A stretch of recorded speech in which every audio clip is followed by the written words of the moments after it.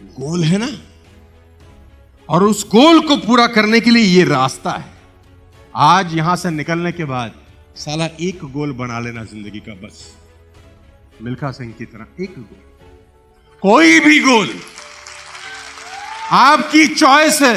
एक गोल बना लेना कि जीवन में अगले 1 साल के अंदर, अगले 6 महीने के अंदर, अगले 2 साल 5 साल में किसी भी हालत में ये।